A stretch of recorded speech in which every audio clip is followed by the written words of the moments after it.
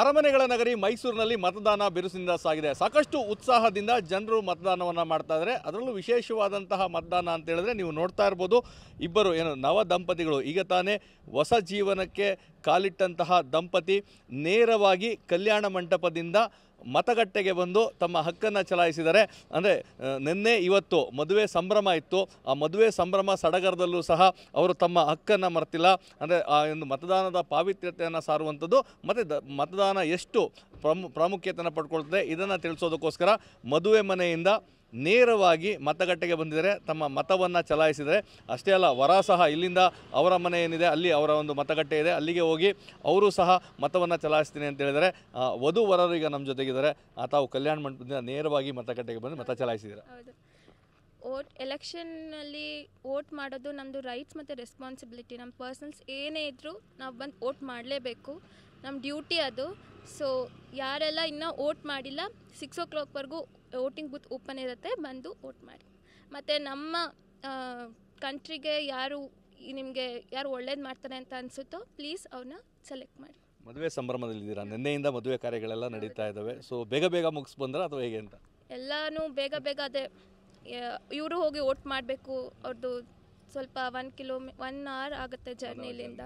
ಅದಕ್ಕೆ ಎಲ್ಲನೂ ಬೇಗ ಮುಗಿಸಿ ಬಂದಿದ್ದೀವಿ. ನಂದಾಗಿ ನೆಕ್ಸ್ಟ್ ಅವ್ರು ಹೋಗ್ತಾರೆ. ಎಲ್ಲೋ ಒಂದು ಕಡೆ ಆತಂಕ ಇತ್ತು, ಯಾಕಂದರೆ ಮದುವೆ ಮುಂಚೆನೇ ನಿಶ್ಚಯ ಆಗಿರ್ತದೆ. ಸೊ 25, 26 ಅಂತಂದಾಗ 26ಕ್ಕೆ ಎಲ್ಲೋ ಒಂದು ಕಡೆ ಮತದಾನ ಇದೆ, ವೋಟ್ ಮಿಸ್ ಆಗೋಗ್ತದೆ ಅನ್ನೋ ಒಂದು ಆತಂಕ ಇತ್ತಾ ಅಥವಾ ಹೇಗೆ? ಫಸ್ಟು ನಮ್ಮದು ಡೇಸ್ ಫಿಕ್ಸ್ ಆದಮೇಲೆ ನಮ್ಮದು ಎಲೆಕ್ಷನ್ ಡೇಟ್ ಬಂತು. ಸೊ ಏನೂ ಮಾಡೋಕ್ಕಾಗಲ್ಲ. ಸೊ ಮೊದಲೇ ಡಿಸೈಡ್ ಮಾಡ್ಕೊಂಡೆ ಎಲ್ಲ ಮುಗೀತು. ಇವ್ರ ಮನೆಗೆ ಹೋಗ್ಬೇಕು, ಅಲ್ಲಿ ಶಾಸ್ತ್ರ ಮಾಡಬೇಕು. ಸೊ ಇವರು ಆದಮೇಲೆ ನನ್ನ ಮನೆಗೆ. ಹೌದು, ತುಂಬ ಇಂಪಾರ್ಟೆಂಟು, ಅದಕ್ಕೆ ಬಂದಿದ್ವಿ. ಹೇಳಿ ಸರ್, ಹೇಗಿದೆ? ತುಂಬ ಚೆನ್ನಾಗಿದೆ ಸರ್. ಆ್ಯಕ್ಚುಲಿ ಎಲ್ಲ ಗರಿಬಿರಿಲಿ ಮುಗಿಸಿದ್ವಿ ಮದುವೆ ಕಾರ್ಯಕ್ರಮ ಎಲ್ಲ. ಬಟ್ ಏನಂತಂದರೆ ಇದೊಂದು ದೇಶದ ಪರ್ವ ಆಗಿರೋದ್ರಿಂದ ಸೊ ಎಲ್ಲರೂ ಗರ್ವದಿಂದ ಓಟನ್ನು ಚಲಾಯಿಸಬೇಕು. ಆವಾಗಲೇ ಒಂದು ದೇಶದ ಒಂದು ಪ್ರಗತಿಗಾಗಿ ನಾವು ಮಾತಾಡೋದಕ್ಕೆ ಒಂದು ಟೈಮ್ ಬರುತ್ತೆ ಅಂತ ಹೇಳ್ಬೋದು. ಸೊ ದಯವಿಟ್ಟು ಎಲ್ಲರೂ ವೋಟ್ ಮಾಡಿ, ಸೊ ದೇಶದ ಪ್ರಗತಿಗಾಗಿ ನಿಮ್ಮ ಮತವನ್ನು ಚಲಾಯಿಸಿ. ಸೊ ಈಗ ಅವರು ಮೊದಲು ಮತದಾನ ಮಾಡಿದ್ರು, ಸೊ ಅವ್ರ ಜೊತೆಲೇ ಹೋಗಿ ನಿಂತಿರಿ. ಈಗ ತಾವು ಮತದಾನ ಮಾಡೋದು ಯಾವಾಗ, ಎಷ್ಟು ದೂರ ಆಗುತ್ತೆ? ಇಲ್ಲಿಂದ ಒಂದು 20 minutes ಏನೋ ಆಗುತ್ತೆ, 20 to 30 minutes. ದೆನ್ ಅಲ್ಲಿ ಹೋಗ್ಬಿಟ್ಟು ಅಲ್ಲಿ ನಮ್ಮದು GB ಸರಗೂರು, ನಮ್ಮದೊಂದು ಚಾಮರಾಜನಗರ ಒಂದು ಕ್ಷೇತ್ರ ಏನೋ ಬರುತ್ತೆ.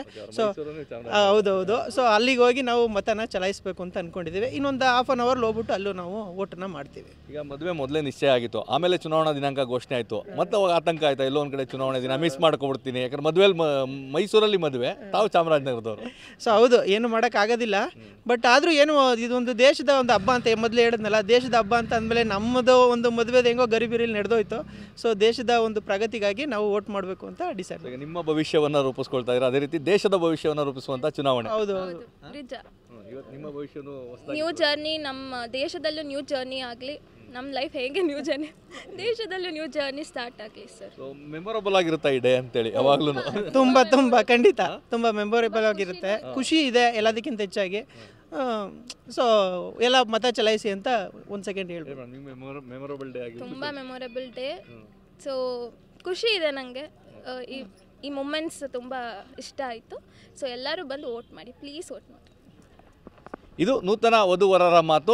ಎಲ್ಲರೂ ಸಹ ದಯಮಾಡಿ ಬಂದು ಮತವನ್ನು ಚಲಾಯಿಸಿ. ಯಾಕಂದರೆ ಮದುವೆ ನಿಶ್ಚಯ ಆದ ನಂತರ ಸಹ ಅವರು ಒಂದು ಡಿಸೈಡನ್ನು ಮಾಡಿದರು, ನಾವು ಮತದಾನವನ್ನು ಕಡ್ಡಾಯವಾಗಿ ಮಾಡ್ತೇವೆ ಅಂತ. ಹೀಗಾಗಿ ಎಲ್ಲ ಶಾಸ್ತ್ರಗಳನ್ನು ಮುಗಿಸಿ ಮತದಾನವನ್ನು ವಧು ಮಾಡಿದರೆ, ವರ ಸಹ ಈಗ ಹೋಗಿ ಮತದಾನವನ್ನು ಮಾಡ್ತಾಯಿದ್ದಾರೆ. ಅವರು ಸಹ ಕಳಕಳಿಯನ್ನು ಮನವಿಯನ್ನು ಮಾಡಿದ್ದಾರೆ, ಎಲ್ಲರೂ ಮತದಾನವನ್ನು ಮಾಡಿ. ಖಂಡಿತವಾಗಿಯೂ ಪ್ರಜಾಪ್ರಭುತ್ವದ ದೊಡ್ಡ ಹಬ್ಬ, ಎಲ್ಲರೂ ಉತ್ಸವದ ರೀತಿಯಲ್ಲಿ ಉತ್ಸಾಹದಿಂದ ಮತದಾನದಲ್ಲಿ ಭಾಗಿಯಾಗಲಿ ಅನ್ನೋದೇ ನಮ್ಮ ಆಶಯ.